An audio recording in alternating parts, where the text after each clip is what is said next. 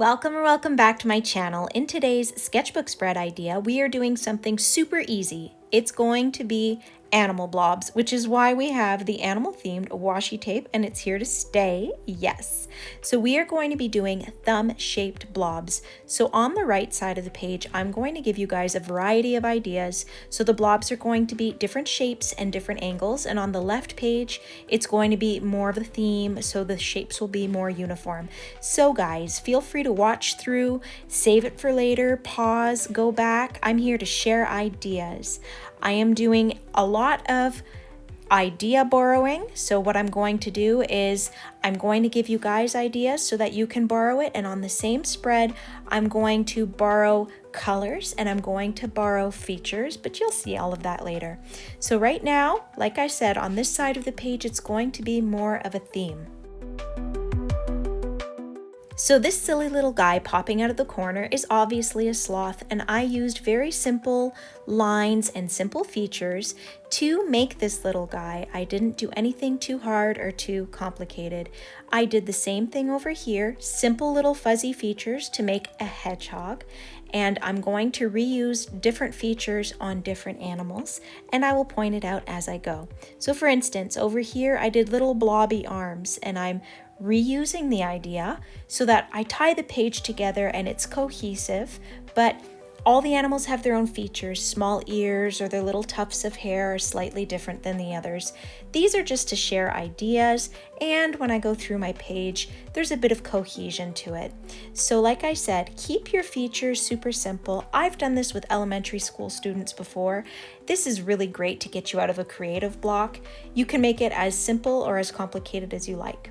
So over here I am doing bears, and I have two different kinds of ears, a slight variation just to share ideas with you guys, and boom, all of my bears look different, and some of them are scary and wonky, and I'm not too fond of them, but that's okay. We're here to have fun and learn, and we are actually creating memories together. So let's be nice to each other, and let's just decide what colors are we going to use on this spread.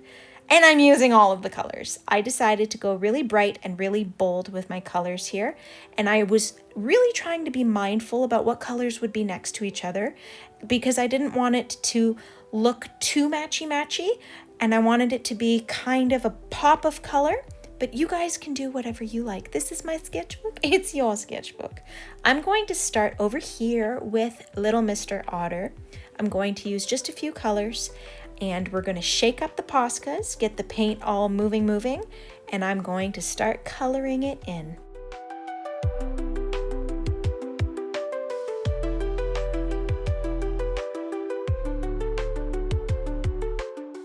Once I colored in my otter, I decided to do a dark outline to make it look like it was partially submerged under the water, and I added some little squigglies.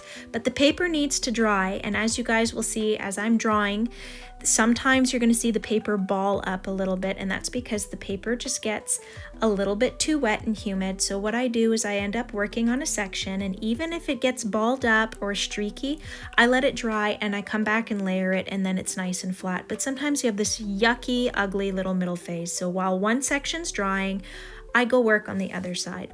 So what I meant about borrowing colors is I'm taking the pale pink from that little quadrant up there, and I'm going to use it on various animal noses.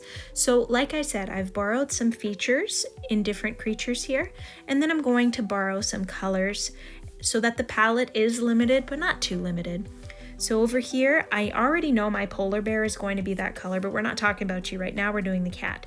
So keep that in mind if you don't want certain colors to look weird with each other, but don't be too hard on yourself. So over here, I actually experimented and swatched it out because I didn't know if I wanted the lighter orange with dark stripes and vice versa. Once I made up my mind, I colored it in, but I had to let it dry. So I went right back up and worked on my sloth while the cat was drying. So it's good for you guys to get into the habit of when one section is wet, move on to the other section. You don't want to rework your paper or overwork it, I should say. So like I said, I already knew that my polar bear was going to be a certain color. So I didn't want the cat to be beige, but I didn't mind if my little hedgehog borrowed the color from the polar bear. So it's really good to do spreads like this and reuse certain colors because it's so harmonious when you flip through and look through afterwards. Once I've put down the first layer for the body, I decided I was going to reuse the brown that I used for the otter and the sloth's eyes to do the little spiky parts.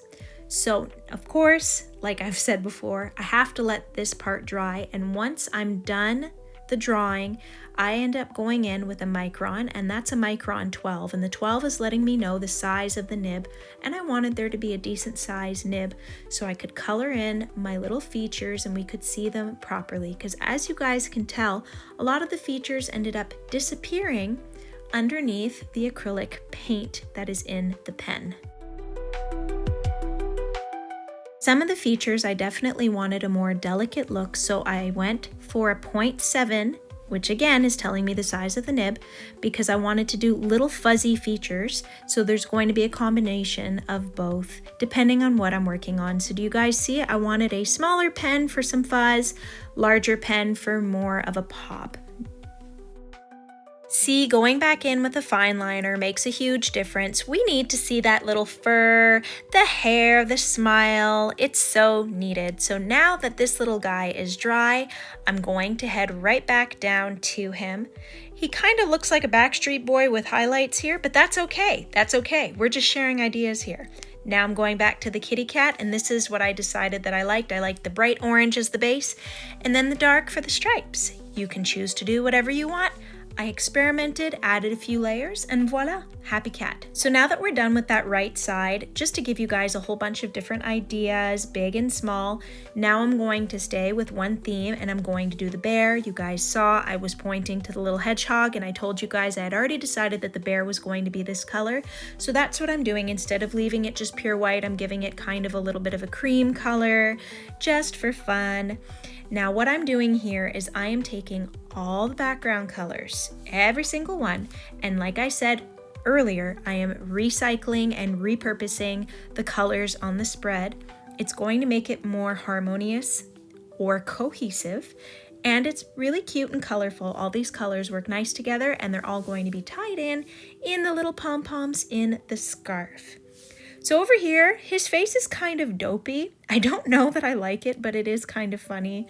And now that I did it dark, it's kind of scary, but it's cute. It's cute. I can't say it's my favorite. I really do like the polar bear way better.